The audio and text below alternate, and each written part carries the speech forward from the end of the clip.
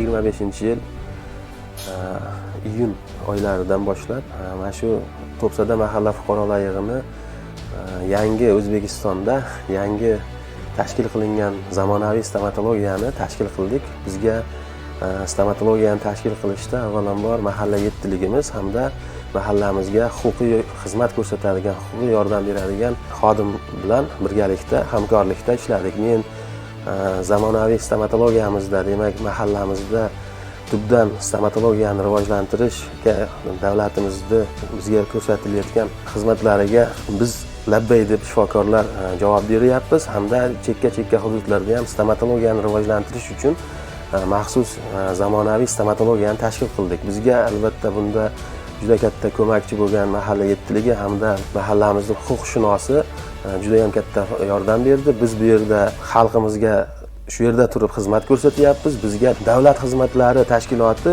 o'zlari kelib bizga sayyor xizmatini olib boryapti. Juda katta xursandchilik bilan stomatologiyamiz litsenziyasini qabul qilib oldik. Juda katta rahmat davlat xizmatlariga hamda huquqshunos akamizga, xodimga juda katta rahmat.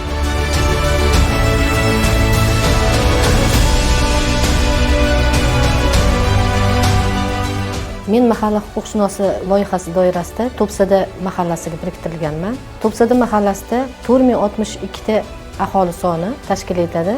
Shundan oilalar soni 623 nafarni tashkil etadi.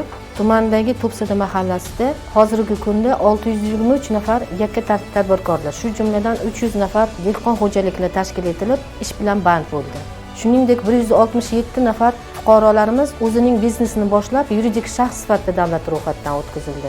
Joriy yilda ishchi organ tomonidan O'zbekiston Respublikasi qonuniga asosan o'zboshimchalik bilan qurilgan va egallab olingan yerlarga mulk huquqini e'tirof etish bo'yicha ishlar tashkil etilib, to'liq xatlovdan o'tkazildi.